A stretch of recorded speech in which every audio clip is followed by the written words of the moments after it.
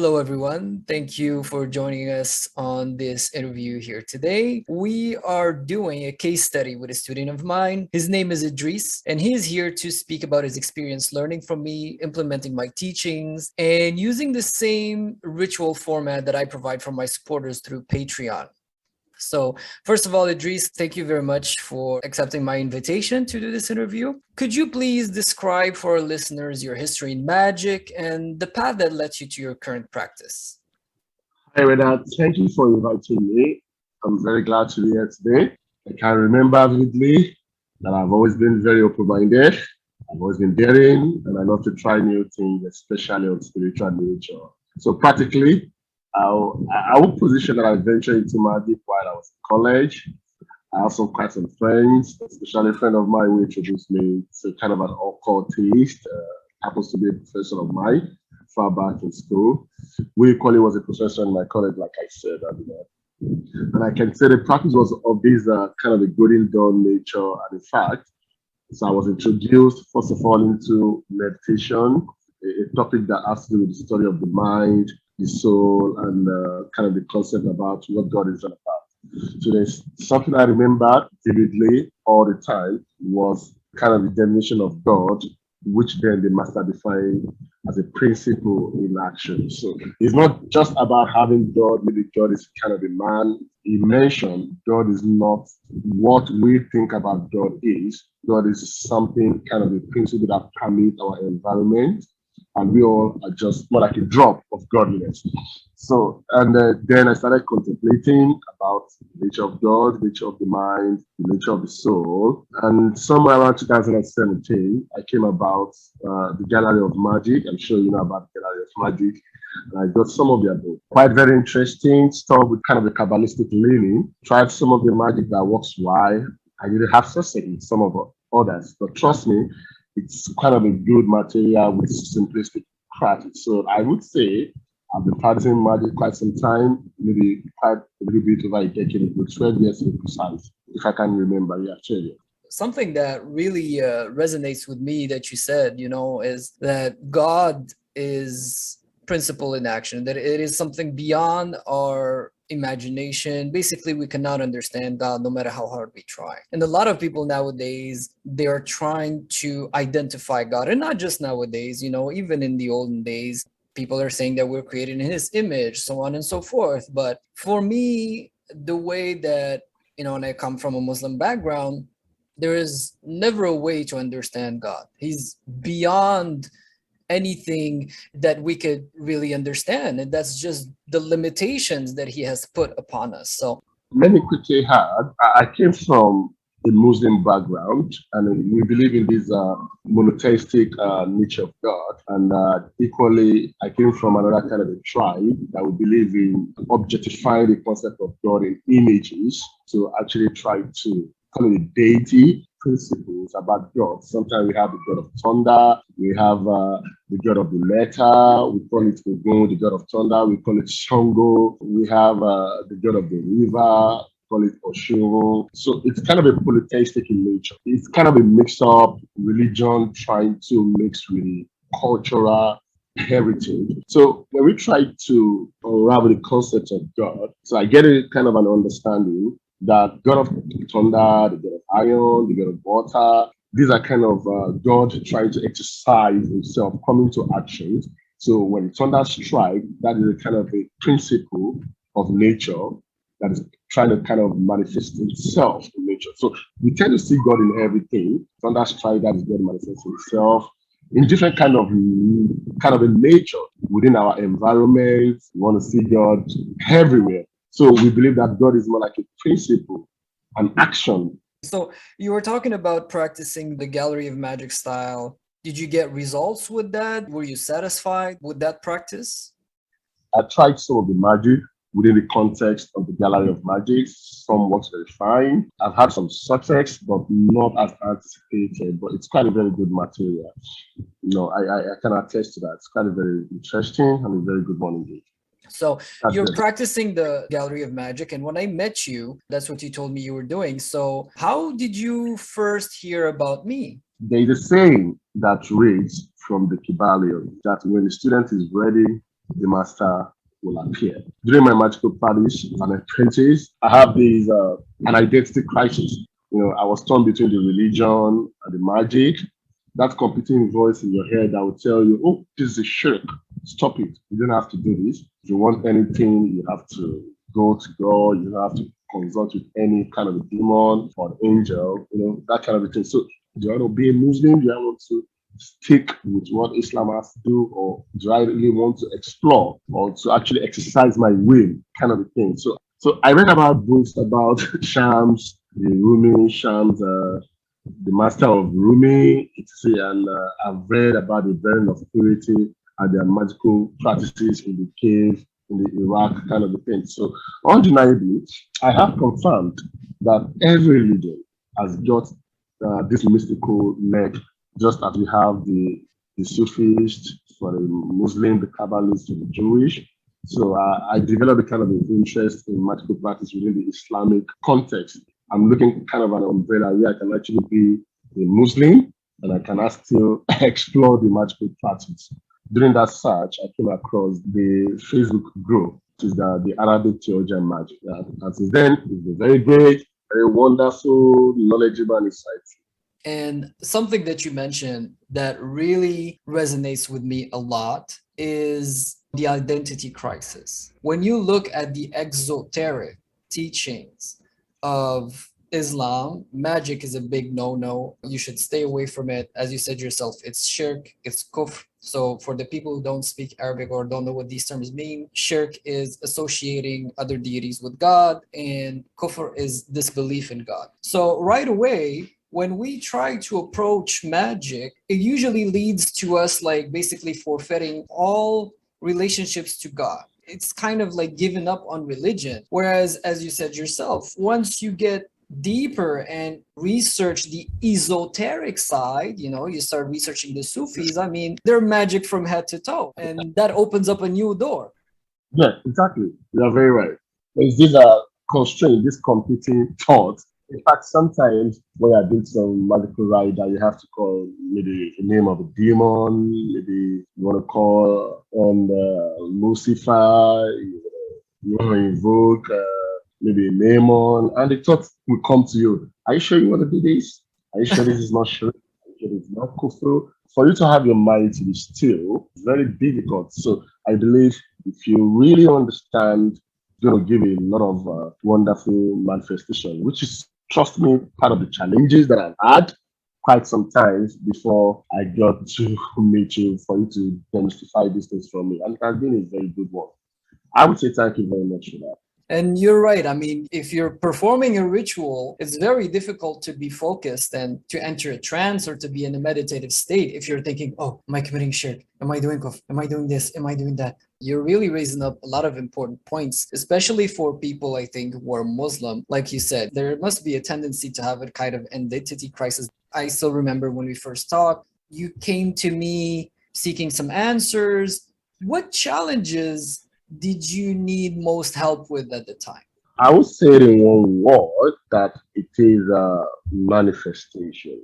You want to put a lot of hours, you want to prepare a lot of things, you want to have got the incense, the right incense, tables, and other things, wake up in the middle of the night, candles, and a whole lot of paraphernalia. And you do it for some numbers of days, and yet we're waiting that, okay, when am I going to get this result? Guys, this thing that I've heard talk about lost for result. You don't lost for result. When you do the magic, just let it be. The result is going to come in 3 days, and 3 hours, and 3 minutes, 3 months, 1 year. See, in African, where we practice kind of herbs, there is this particular saying: if you need to take these herbs A, herbs B, take this turmeric, and bring everything together, it's supposed to give you this result. If you're not getting the right result, it shows that you are mixing some pain. So I'm not saying you should lost for result, but nobody wants to wait forever. I don't want to do magic now, or I don't want to perform a rituals now. Then I have to wait for 1 year, 2 years, or 3 years. Do you understand what I mean? So, in one word, I feel that I've put a lot of practices in place, I've performed some rituals, and yet I'm expecting some results which I'm actually not getting. When you're talking about manifestation, you're not talking about physical manifestations like seeing the jinns So, and stuff like that. You're talking about the results, correct? the result. There's something in the Bible that we should ask, we shall be given. Now, I ask the question, why am I not receiving? And equally, the Muslim believes that Allah subhanahu wa ta'ala answers all prayer. So the question is, I have asked, then why am I not getting the result? Then there must be something that is fundamentally wrong somewhere. Either I am not receptive to that divine grace, which I know that God Himself is not going to withhold for anyone. So if I keep asking, if I keep knocking and I'm not getting results, then something is wrong somewhere. Why am I not getting manifestation exactly? What make you to chat you up and say, okay, maybe you could help me to unravel the mystery. Yeah, and I mean, you're raising an important point here because, as you said yourself, a lot of people they chalk it up to normalcy. They say, it's normal. Just wait 3 months, 6 months, you could get the result in 2 years, but that doesn't make sense. I mean, standing from a professional practitioner's perspective, if you're not interested in getting that result as quickly as possible, why is it even worth it to do that ritual, to get that incense, to get into that meditative state and to purify yourselves and to do all this work if you're going to wait 8 months or 9 months for a result? For me personally, it doesn't make sense, but I'm always surprised to see how many people, even authors, who say, yeah, don't lust for result, just wait for it, it's going to come. And good on you, because it goes back being self-critical. Like, okay, I did this, I followed all the instructions, I did everything right, and I'm not getting the result. Something must be missing. Something is wrong somewhere. And that's why I tell people they should always strive for 100% result rate. Even then, if you get the results that you're not specifically seeking, is because we didn't ask in the right way or the spirits misunderstood. And that always comes back to us. The jinns know their job. The angels know their job. And I've spoken about this in the group before. Like, we should be getting 100% results. That's what we should be aiming for, is that when you light that candle, you perform that ritual, you're getting a result no matter what. Exactly. I agree with you. I haven't asked those questions. Why am I not getting the result? I'm putting this effort, but why am I not getting the result? The question I ask, maybe I'm not receptive. A lot of people talk about kind of a blockage, maybe a spiritual blockage, kind of a road opener. Yeah, I quite agree. But there's something I know for certain, that God is ever merciful. The divine cannot withhold any blessing. So let me use this analogy. Sun is a blessing of God, the sun of the morning to lighten the world.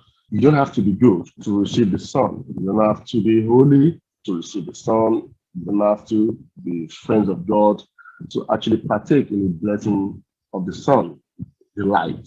The blessing of God is there. Everything you want is there. Ask, I'm going to give it to you. Knock, I'm going to open the door. Seek, I'm going to attend to you. So if I'm not getting it, that blessing is there. So there must be something that is actually very wrong somewhere. And to unravel this mystery, and here you have, you've helped me to actually unravel a lot of mystery. I really I'm appreciate glad that. I could. So, as you said yourself, there must be something that is missing. And I just wish that everyone would think the same. You're putting all these ingredients together to create a plate. If the taste is not correct, it's because one ingredient is missing, or you put too much of this one, or not enough of that one, or whatever. That was another great metaphor that you used, which brings us to our Yeah. next question. What other trends did you see in the magical scene that drove you to seek my guidance over others? I would say that the originality of your work and your humility. You know, Before I decided that, okay, I actually want to, enroll for a coaching with you, I have actually had some kind of a conversation with you, chat one on one, and there's something that remains constant, which is your humility. Now, like I said, I mentioned your ingenuity, the originality of your work, which is quite very commendable. But basically, it is your humility. Being a Muslim, and I've always wanted to continue the practice of my magic with the context of my religion. That is one, and equally to have the manifestation, which is one of the problems that I had then before coming across to you. But before I had a chat with you, I read some of your posts, not only you, with some other very, beautiful contributors in the group. That is the Arabic theology and magic. But there's something that is always constant, which is the humility is easily identified. That is for those who can read between the lines, because there is something in your write-up which a lot of our occultists, I would advise they should exemplify, because I've had quite some several acquaintance with a lot of occultists. I have this thing even on my Facebook wall, which I actually copied from the group, and maybe think I can remember vividly. Something like, "Exalted are you, we have no knowledge except what you have taught us. Indeed, it is you who is the knowing and the wise." So there is this your usual prayer, which reads that, "May God forgive us and be satisfied with us on his day. Amen." Being a Muslim, this too actually, it shows me this young man understand occultism, understand magic, that despite his wealth of knowledge, he acknowledged the fact that he has no knowledge except what Almighty Allah Subhanahu wa Ta'ala, the divine cosmic intelligence, or whatever name, has taught him. And he actually submitted back to God that it is you who is knowing and equally the wise. You are not even certain that, oh, probably God might be angry with me, maybe God is happy with me. However, you leave room for, please God, forgive us and be satisfied with us on his day. Amen. So this is something I appreciate so much, and trust me, that was the unique selling point for me. So that's actually the only part of the posts that I write for myself.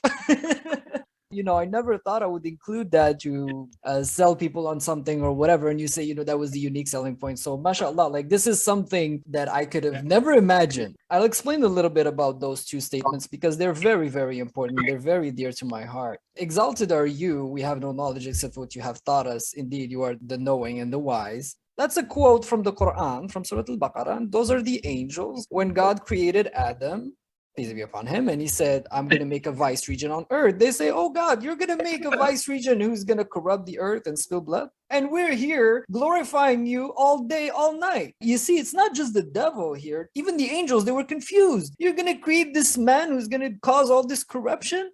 You see, because he told them to prostrate themselves. And then after that, he says, "I know what you don't know." And then they said, "Exalted are you. We have no knowledge except what you taught us," and that's how they prostrated. So imagine these are the highest angels in heaven, and they say, "We have no knowledge except what you have taught us." So what about us, little human beings lost in the wilderness, right? We live, 60, 80 years old? How much knowledge or power can we hope to gain except what God has preordained for us or allowed us to have? With technology, there's so much development happening in the world that people are starting to think they're so smart, but that is not true, because all knowledge comes from the knowing, al-alim, and there's nothing that gets discovered without his permission. I really appreciate the comments that you made about what made you choose me over others, because I would have never thought that would be it. So you came to me at the beginning, it was for private mentorship. We had a couple chats. What kind of guidance and information were you looking for at that moment? I don't want a situation that, "Hi, Idris, take this seal to recite this 10,000 times. You have to do this 1,000,000 times, and you're going to get this result." No, that is exactly not what I want. I've came across such things in books. Some of it maybe works, some don't work. But I want to know, why do you have to do this 1,000 times? That's exactly what I want. I want that knowledge. I want that basic understanding of why this is big. I don't want to be doctrinal about it. I don't want to be, this is the way my grandfather used to do it. And that's exactly how we should do it. The question is, why do we have to do it that way? So I was there for the guidance, strictly for the knowledge. And that's exactly when I came across, okay, you have to do it this number of time, because when we converted the names of God, this is the equivalent of it in numeric value. And once we recited these numbers of times, we can actually, get the vibrations of that powerful names. Okay, that is good for me. I can say, okay, if that be the case, okay, the name of God, Ar-Rahman, I can convert it to the numbers of Rahman, and having the knowledge of numbers, alphabet, and some other things like that. So it's more meaningful to me than just say, "Oh, hi, Idris, you have to recite this 200 times, you have to recite it 1,000,000 times."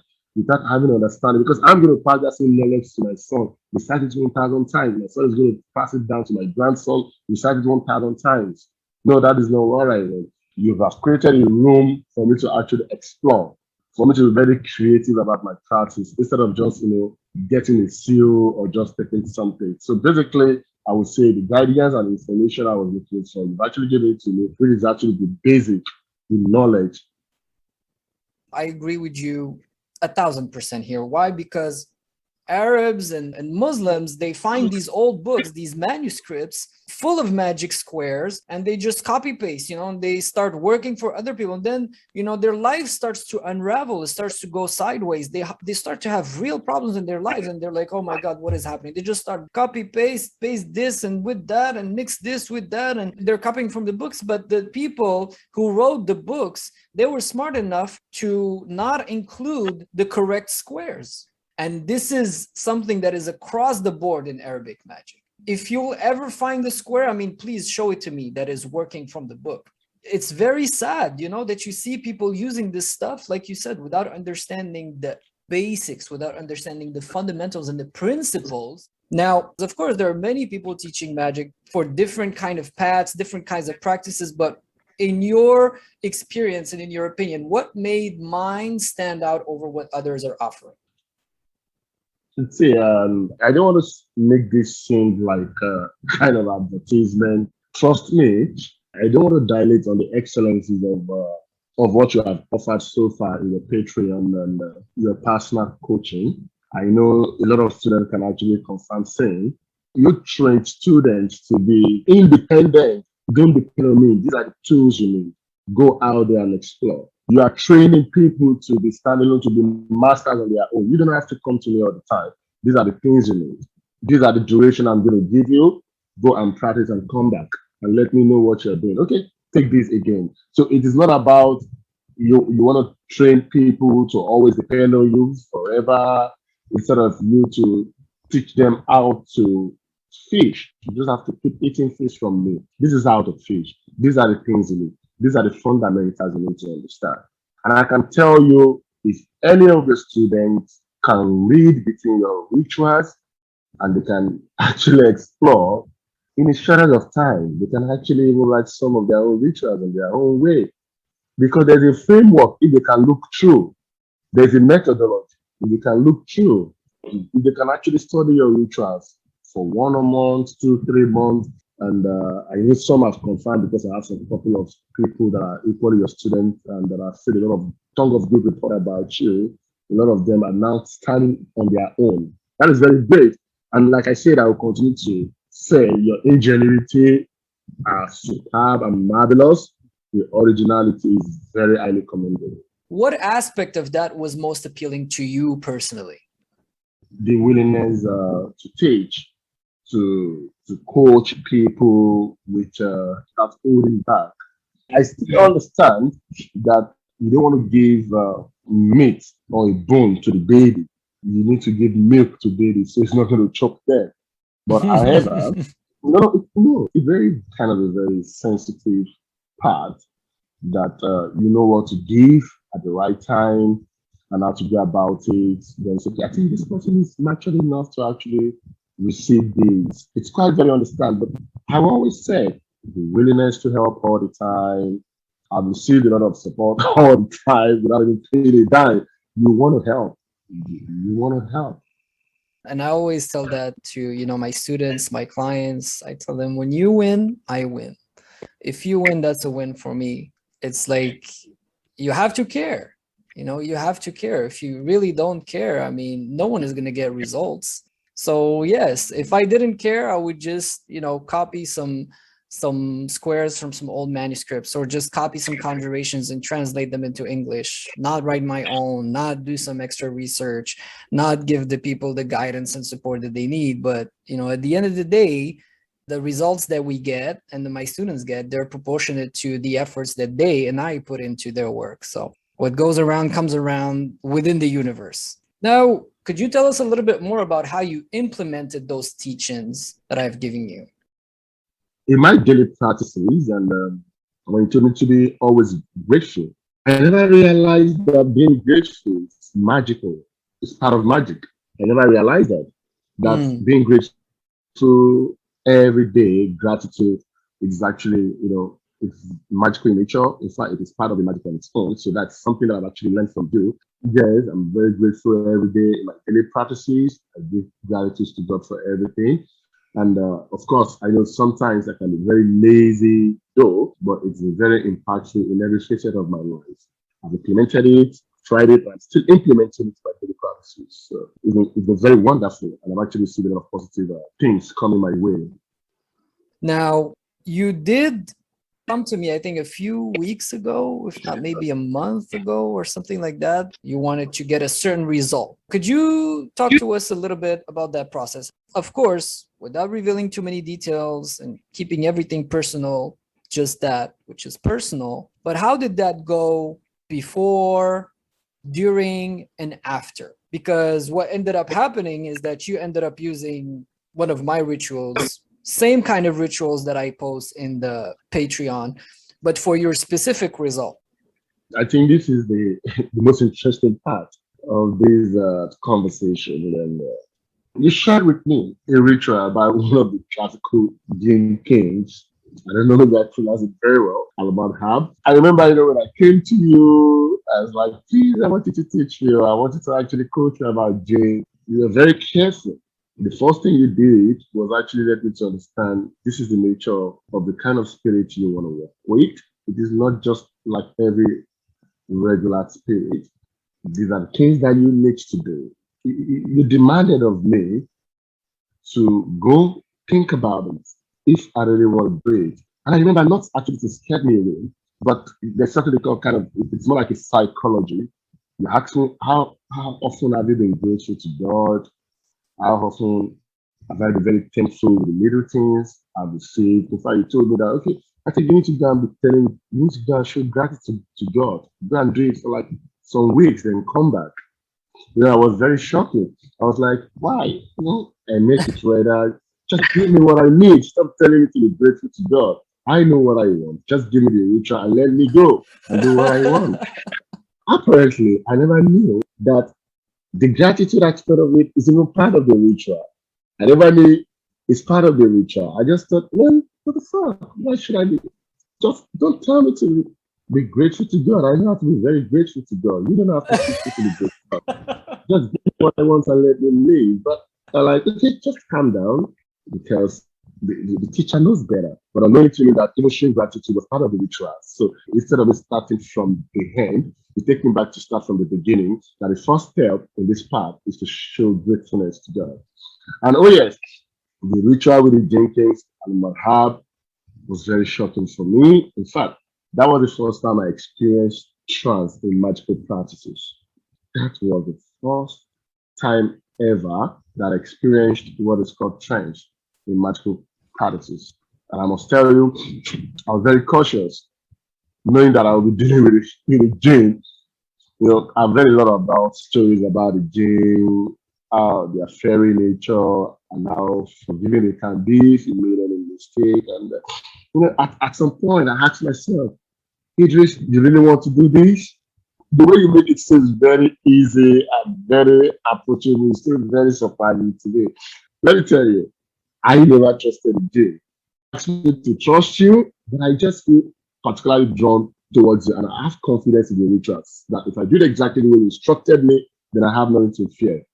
So it is not as if I'm trusting the game king, but I just feel okay. I trust Reda, and if Reda say do it this way, and you're going to get the result. So that was the confidence. I'm telling you, that was just the confidence, not because the Jane is going to do it, but I trust Reda for Reda to say this. That if I should say 1+1 is going to give me 2, then I have nothing to worry about. So it was you that I trusted then, not the result I'm going to get from the Jane, but trusting you actually gave me that confidence to actually approach Al Madhab and get what I wanted. It was a kind of a very long preparation for me. You admonished me, I get a clean environment. Then I painted the room just to ensure that the room is perfect before the ritual. On the Sunday, by the hour of the sun, a very powerful king is going to be coming to this place. I cannot explain the feelings, but it was very magical for me. And I can feel even every movement of the hair in my body. You know, I have this kind of a swimming heavy and a kind of a heaviness in my head, but I wasn't scared. I wasn't scared at all. Not even an atom of doubt because I trust you and the process. Not the gain. I wasn't expecting maybe I'm going to have a physical manifestation that something is going to appear in the form of the lion or this and some other things like that. But while I studied in rituals, I looked every lines. I look at the names of the divine that was there. I look at the preparation. I look at the protection right.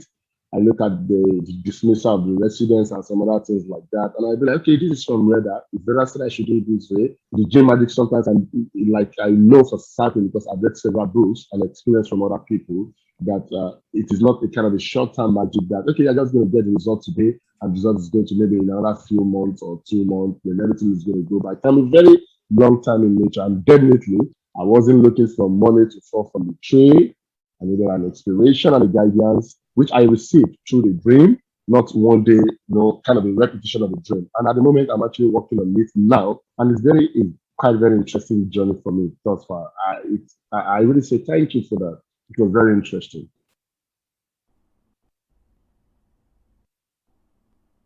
Are you interested in Arabic magic? Do you want to learn how to properly work with jinns? Are you looking to take your spiritual practice to the next level? Reach out to me through my Facebook business page. The link's in the description down below. So many things that you mentioned, I want to draw people's attention to, because the thing is, people, they always perceive just what they want, right? There's no way around that. So, and I've done one of these interviews in the past with Sharif, whom I've got to work with, King Shamhurish. So from the start, this is not the same king. This is King Al-Mudahab. Because when you came to me, you were implying that you wanted to do the same thing as what Sharif did, but I told you no, because your situation is not the same, if you remember correctly. So I told you we're going to have to go with Sunday's king in this case because he would be better suited to your situation. So that's the first thing. Now, the second thing is that I've noticed people doing stuff that I didn't mention. Now, I did tell you about the room that it has to be, squeaky clean, and you went and painted it. So again, that shows commitment. You didn't just like clean it very well or like dust it a little bit. You repainted the whole room. I never told you to do that. What I've gotten from these experiences with different people is that the jinns know that you're coming before you're coming, and they kind of guide you to success or to failure depending on their preference. Because, in Arabic magic, you see this concept of idn, which means permission, or ijaza, that the person is giving you permission. I'm very frank. I never given you permission to do anything. You're a grown man. I would never pretend myself to have power of decision and what ritual you're going to practice or not. But in this case, it's like if you had a reference, because I work with these kings, they know Idris is coming. So they told you like, look, it would be better if you paint the room. It would be better if you light incense for 7 days, all these things. And another thing that you mentioned that I think is very important to pay attention to is to not trust a jinn, even a good jinn. Don't trust a jinn. I mean, you can't even trust people nowadays. How are you going to trust a jinn? So this is something that is very important because we're talking about jinns. I would never encourage people to deal with the jinns. I'm trying to educate people about the existence of this other race of beings that is very close to us, that we interact with on a daily basis, but unknowingly. That's what I'm trying to do. But to encourage people to deal with jinns or to go practice rituals with jinns, that is the last thing on my mind.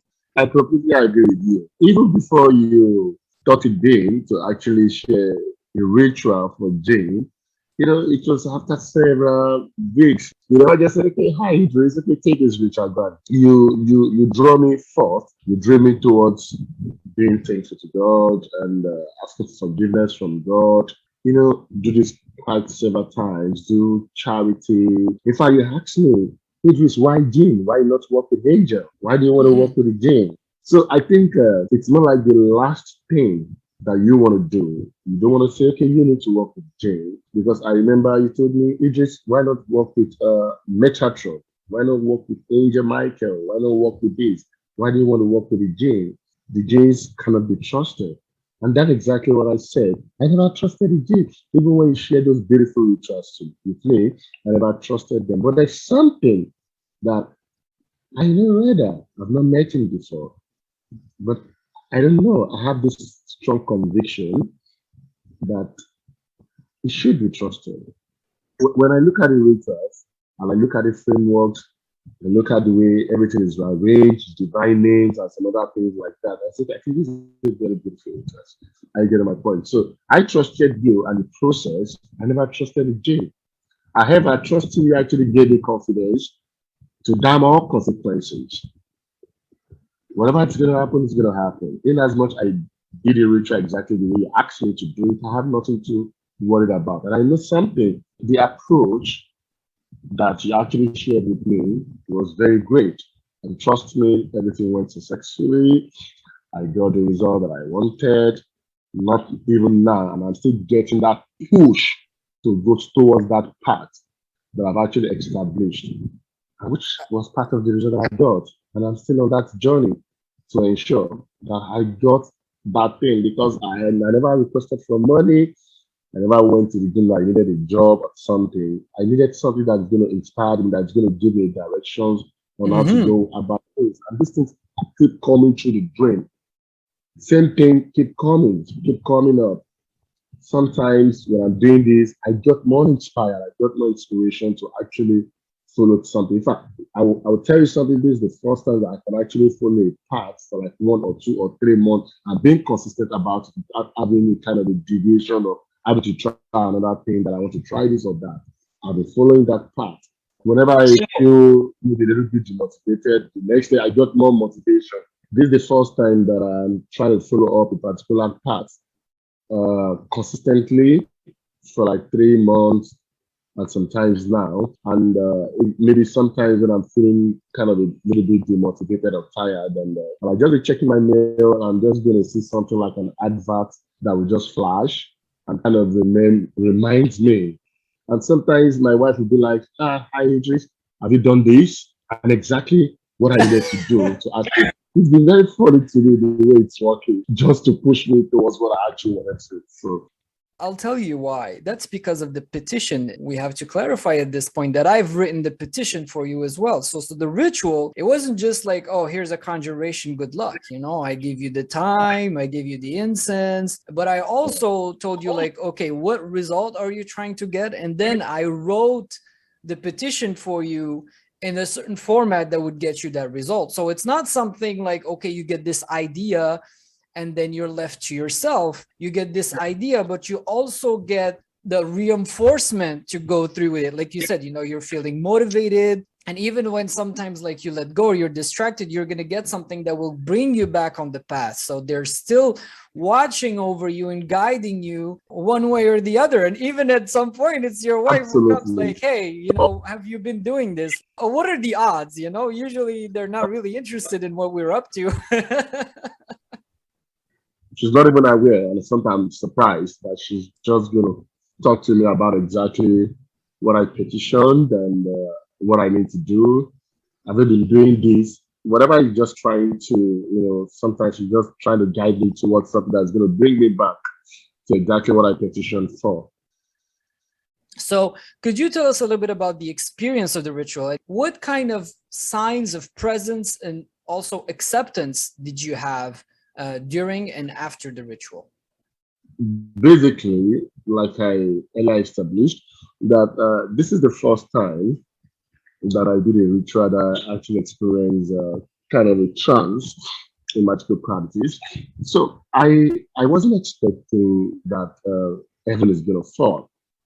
I wasn't expecting I'm gonna see Python and maybe I'm gonna see the lion and kind of the thing because basically what I experienced was a deep trance. I never saw any physical manifestation, but of course the environment was altered. I can feel some goosebumps. I can feel my hair. I can feel every hair on my head. I can feel a whole lot of things I can actually explain. It was a very wonderful feeling. I can't put it in words. I don't even know how to put it in words. It was one of the experiences I've actually never experienced in my life. Trust me. In fact, at some point, I was breathing very fast. I was like, no, I'm going to recite this the numbers of times. So I'm not going to give up at this point in time. But I was like, okay, maybe the gene want me to stop so that I'm not going to be able to reach him. Maybe that is why I'm breathing very fast. But I was like, no, I'm not going to stop. I have the thought in my head that don't stop.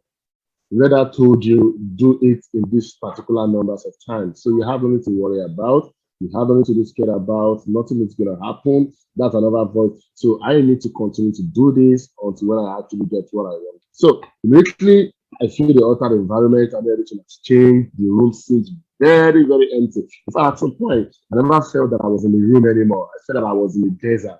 And I was the only one in the whole world. Nobody existed. I was the only one in the whole world, sitting in the center of the universe. I can't explain. You're not someone who just started this 2 months or 3 months ago. You've been practicing for years, and you say that this is the first time that you've ever had an experience that is, comparable to this.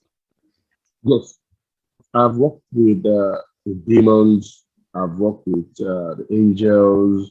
I've worked with genies. I've worked with Olympian spirits, but I've never had such kind of an experience before. I've never in my entire life. So I feel the genes are quite different. Maybe the way we approach it from the Western world is quite very different from the way I actually experienced it.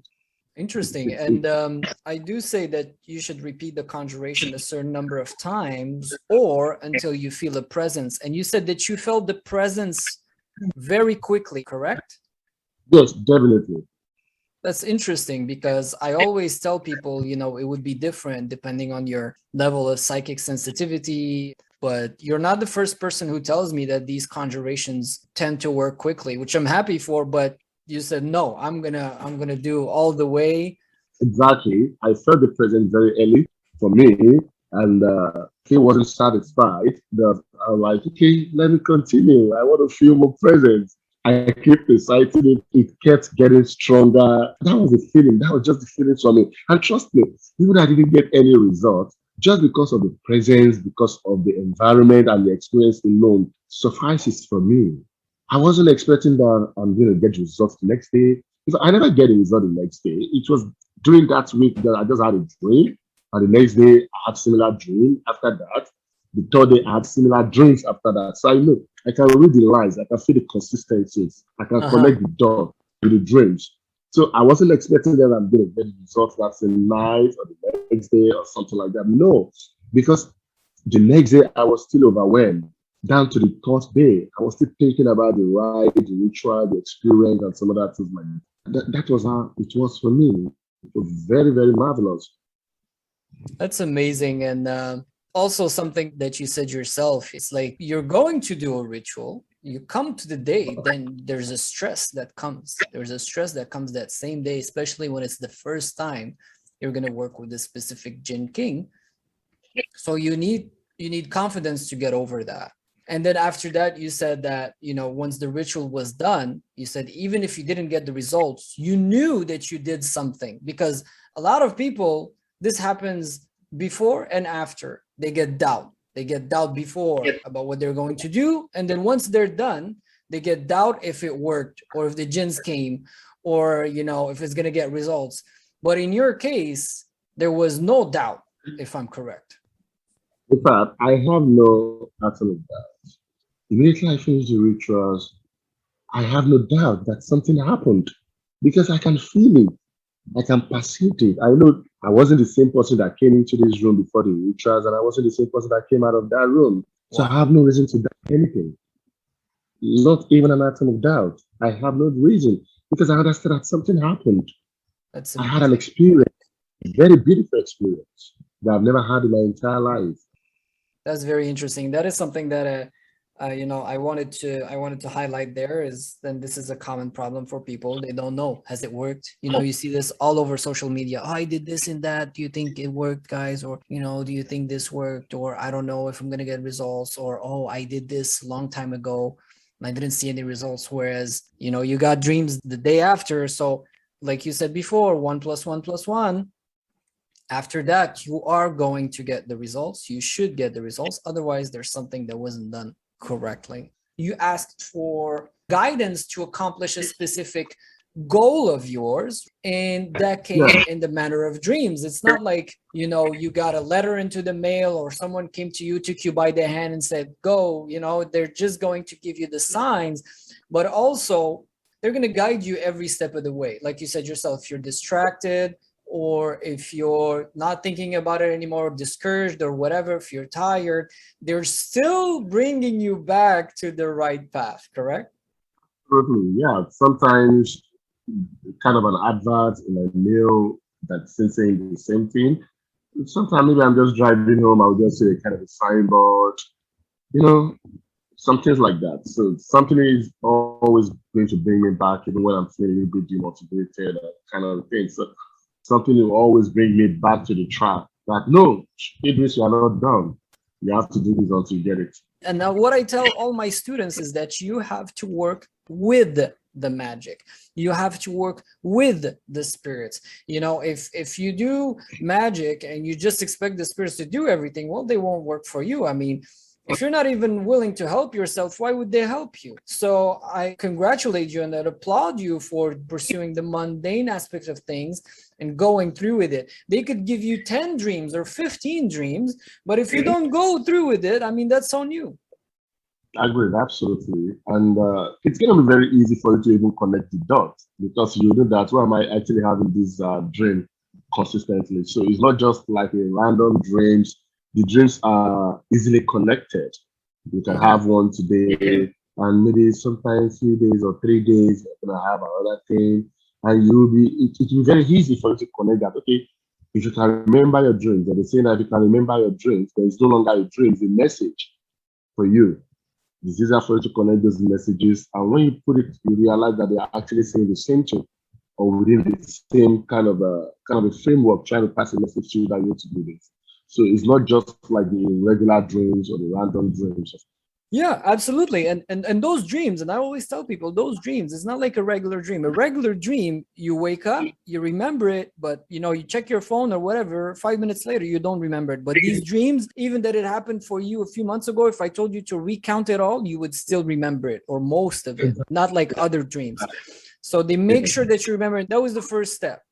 Those dreams are only going to stop when you understand the message. Then they can go work on something else. They can actually help attract the opportunities, help even you being able to pursue that, because otherwise it could not be a possibility. So many, many, many things that come into play. It's not just like, okay, guidance, like giving you a dream and thank you, goodbye. They're still watching over you and helping you along the way, which brings me to my next question. Now, you're talking about how everything is laid out in the ritual. I give a certain structure, how you have to do this and that, each step laid out in simple steps.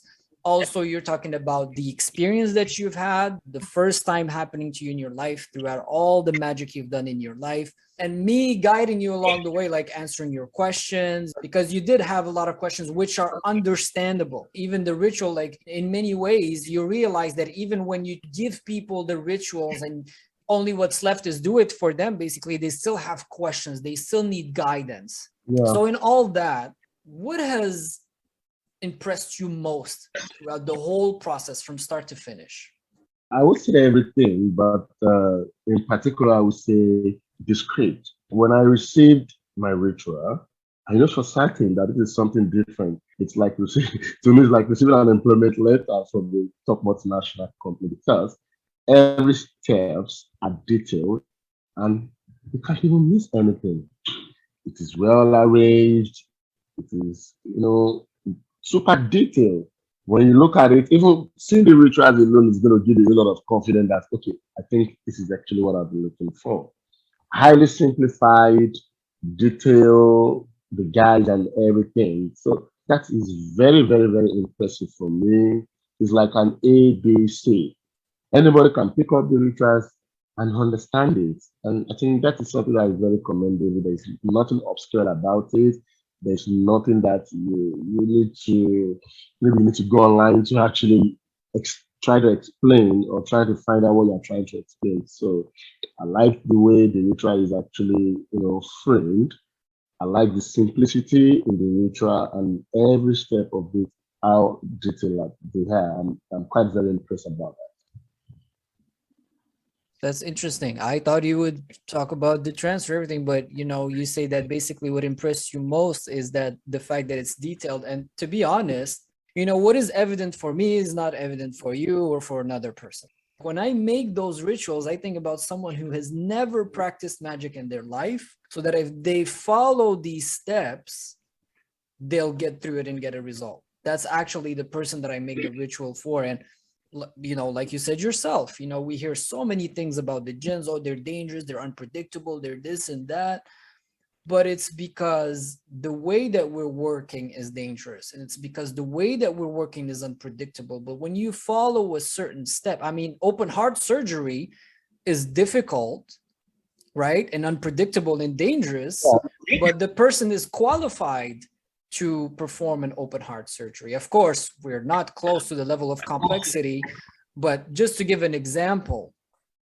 Yeah, let me equally add again when I'm talking about the detail of the rituals and like something in all your rituals that I've actually witnessed over time, especially for those people that are actually not don't understand the Jewish language or the Arabic language. So there's always a translation. It boosts confidence when you are reading those straight and you understand that okay, this is the meaning of it. You're not just pronouncing something that you don't actually know the meaning. You're not just pronouncing things that you don't understand what is trying to convey or something like that. So I think that's something that is very interesting again, and the opportunity for pronunciation in the MP3 format.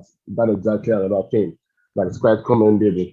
Yes, especially, I mean, for people whose native language is not Semitic, right? Because Arabic and Hebrew Yeah, have the same letters, or approximately. In Arabic magic, you see this all over the place.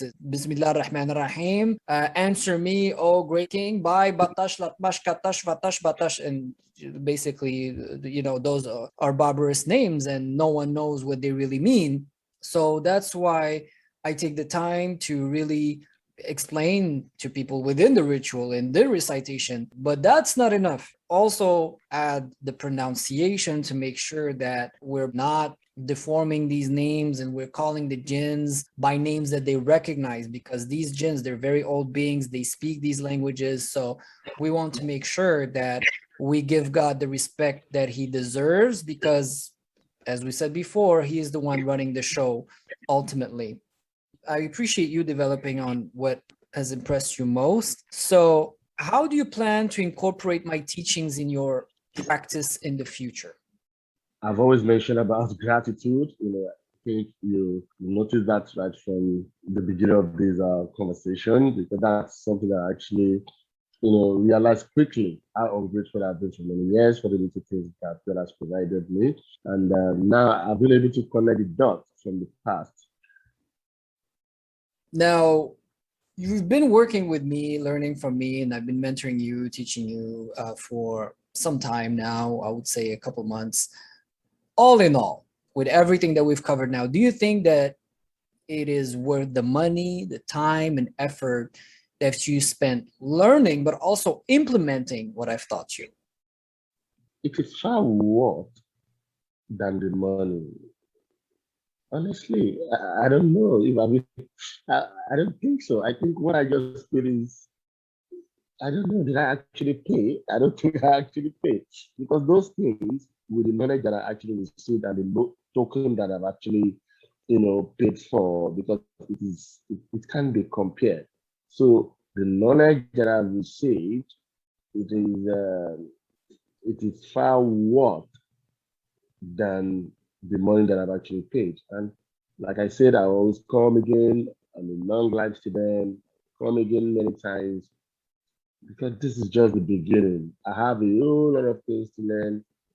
So I just don't want to wallow in little knowledge of mine and to feel that, oh, I think that I understand about magic. I'm able to successfully perform magic with the Jenkins. Now I think I can do some certain things on my own. So I think there is still a lot of, knowledge gap that needs to be bridged. So I will always come again, but I don't think the money that I've made can actually be compared to the wealth of knowledge that I've actually experienced. So definitely it's worth it. Yeah. Before we finish, Idris, is there anything else you would like our listeners to know? Yeah, I think I said for them to be open-minded. And I would say that with Radar, it's more like a one-stop shop for me, strictly for those who actually want to understand the basic and trying to go through the part of being independent on their own. So it's not like a kind of a student-master relationship. It's more like a kind of a fraternal kind of a relationship with my brother. I've never met Radar before. We talked about a lot of things, family, friends, and some other things like that. So it's a one-stop shop for the magic parties, for a couple of things. Same more like a doctor to help you to diagnose a lot of things. Sometimes you might say this is what you want. I think sometimes it's better for doctor need to diagnose to actually know what is the reasons for the headache so that it's going to help you to know how you want to go about it. So this is something that I've actually worked for me. Just be open-minded. If you have any issue, be open-minded to speak with him. He's not like a doctor in this field, so he has the diagnostic tools to help you out and to tell you that I think this is what we should try. Like, try this and let's see how it's going to work. And you won't regret it. It's equally a part for those people that are willing, that are actually conscious to actually do what they are supposed to do. Not for lazy people. It's for those people who are willing to tread where the angels dare. So I'm not trying to scare you, but it's more like a kind of a saying that are you willing to actually do some certain things? Because a whole lot of people might not be able to do it. Many are called, but few were chosen. Let's be open-minded to learn. It might be very boring at the beginning, but worth it at the end. I'm still in this journey myself. So thank you very much. It's me who thanks you, Idris. I really appreciate all the kind words about me. People have to be patient. They have to be willing to work. They have to be open-minded, not just in magic. Isn't it what we should all strive for in all areas of our life? I've never encountered any area that one can experience success in one way or the other that didn't require all these three things. I really appreciate you taking the time to really come out and tell people about your experience from beginning to where you are now. And of course, like you said yourself, this is only the start. 3 months, 6 months from now, this magic builds up upon itself. When you're going to look back, mark my words, you're going to say, there's no way I could have done this alone. There's no way I could have achieved this alone 6 months, 9 months, 1 year down the line. So again, I really thank you for taking the time to come out and speak, and hopefully that it will clarify a lot of questions, a lot of doubts that people have regarding either magic in general or my work, the rituals that I provide or the teachings that I give. So once again, thank you very much, Idris. Yeah, thank you. And I hope I'm going to be invited soon. One more time. Absolutely. When there's another ritual to make, I'll be there.